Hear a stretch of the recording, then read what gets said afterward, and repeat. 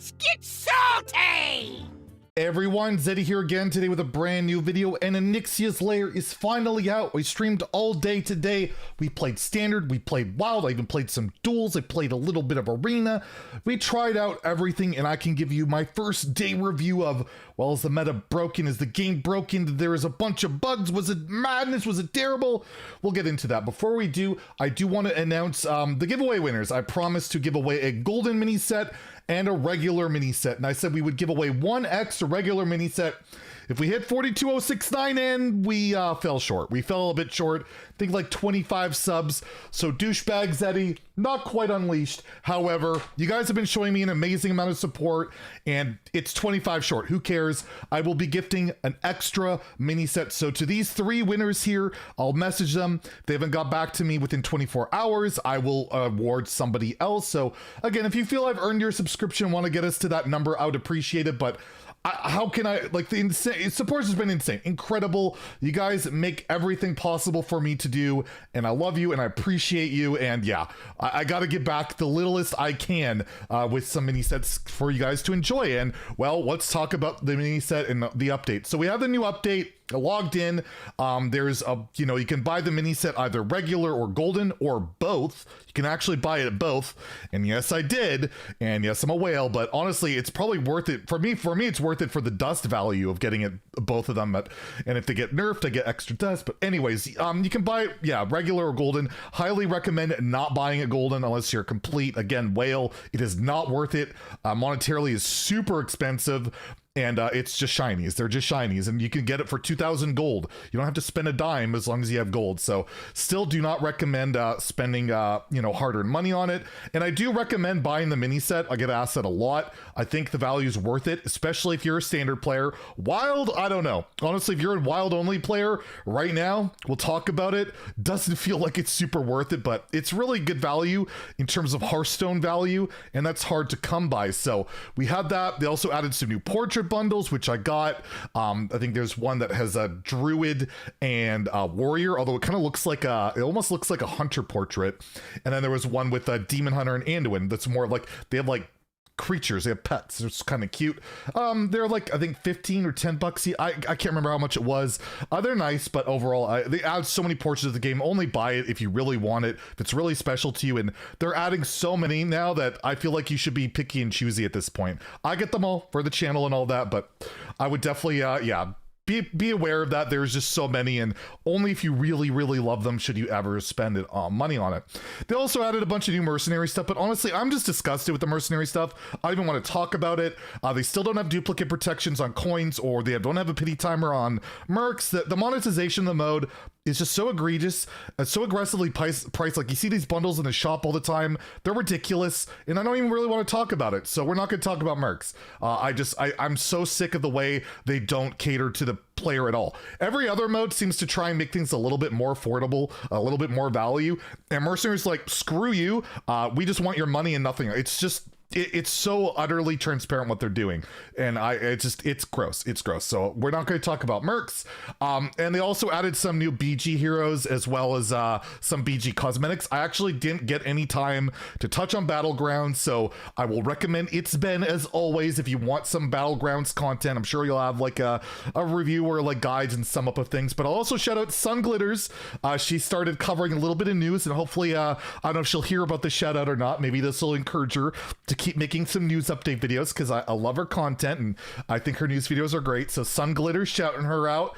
Both of their YouTubes will be linked in the description below if you want to check it out. Highly recommend it. And well, how about the game itself? How about Standard and Wild? How are they doing? Well, let's talk about Wild.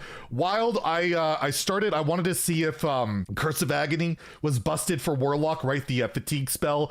I built like a Togwoggle Druid kind of, or Druid. It's funny, you say Togwoggle, you assume Druid. Togwoggle Warlock list, and you literally used the same build around shell as like Owl TK, pretty much just swap those cards out. It was terrible. It's just way worse against Disruption. It's still pretty slow, like slow in the grand scheme of things in Wild, and a terrible win rate with it. But the jarring thing for me about Wild is I streamed it for 2 hours. Zero new cards did I face the entire time. Not one did I face in Wild. It was bad. So wild meta seems to be the exact same pre-mini set, and it's kind of to be expected. None of these cards outside of maybe the warlock spell seem like it might shift things up, and at least so far wild seems completely the same, just pirate warrior, shaman, and like 2 other decks throughout the whole day. Like that's all I faced. So we switched over to standard. I built this Kazakusan deck. I'm like, all right, let's try Kazakusan. It's not gonna, if it's gonna be playable day one. It's not a very good card, whatever, but I get to play Duel's Treasures, and I could tutor my Cold Tooth mine, and I got Guff, and I'll play it, and then I play the deck, and I won, and then I won, and then I won, and then I won, and yeah, I went like 13-5 on the day. I climbed to top almost 200 from like 600, and I'm like, oh god, is Kazakusan a really good deck? And then I go onto Twitter, there's Kazakusan Priest is doing really well, and yeah, Kazakusan legitimately seems to be a good card. The treasures, when you get them going, are just insane, especially Locust is an absurd amount of damage. But even like the 14 mana spell that deals 7, when after I played like the whole like spell that summons whelps and kills things, it's like 0 mana and clears the board, and I just kept murdering people with it, and it's doing really well. The card is really good so far. I think I was completely wrong, and I don't know if this is a good thing, by the way. I don't know how good for the game a card like this to be super meta at the moment, but it's super fun day one, and you got to give it a try. I'll link my Druid decks below. I'm gonna do a deck recommendation video tomorrow, which will have a bunch more decks to try out, so check that out. But I'll link my Druid decks below. It was a lot of fun, and yeah, it seems to be doing all right, but it does fold to like hyper aggro and weapon rogue. So if you're running into that, you might have some problems, but maybe you can add feral rages or amulets, maybe some armor gain to help you out. But yeah, Kazakusan actually doing insanely good work in standard so far, and to me it felt like kind of a bit of return to control. It's kind of a control card, right? Like you play it late game on turn 5 as Kav, right? But seriously, you can play it in the control based deck, get that Kazakusan down, and you kill your opponent with, you know, the incremental value you get from it. It's busted, it's insane, but to me it's kind of like a throwback to control decks, and that's what I've been wanting, at least. So I had a lot of fun with it. I'm gonna play it some more tomorrow on my stream, and yeah, I've been playing a lot of duels lately, but if Kazakusan is as fun as I've been having with it, I've been enjoying it. So that's going well. And also Quest Rogue with the new 3-drop is incredible. Someone played that on me on like turn 4 or 5, the 3-drop, and got a freaking like 7-drop. I think it was Varian, the Warrior 7/7 rush card. It was disgusting. So yeah, Quest Rogue looks like a big winner as well, and there's tons of stuff to be explored, but standard definitely got a shake up. Things have shaken up early on. We'll see if that continues, but I definitely recommend trying out some standard. If you got Kazakusan, give it a go. It's a ton of fun. It can actually win games if you build your deck right.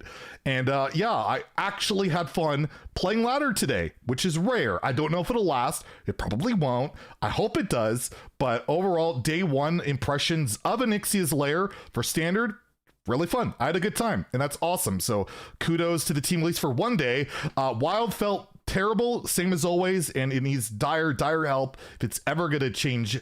And Arena, when I touch that, there's some like drafting issues. Epics are being rated way too high or offered way too much, and spells aren't appearing, and oh boy, I hope they help Arena out. But overall, I had a good time. I recommend Onyxia's Lair so far, and get your Kazakusan on. I'm so happy I am wrong about this card, because I wanted it to be good. I'm just like, I can't imagine it is. Well, so far seems to be. So let me know what you guys had, how your experiences were with Onyxia's Lair day one. And yeah, thank you guys again for all the support and all that. Hopefully I'll have some more giveaways in the near future, and tomorrow I will recommend a bunch of decks for standard, maybe wild, I don't know, pirate warrior, like, oh god. Anyways, I'll try and figure something out for wild. If you enjoyed the video, please like and subscribe. Have a great day and stay salty, my friends.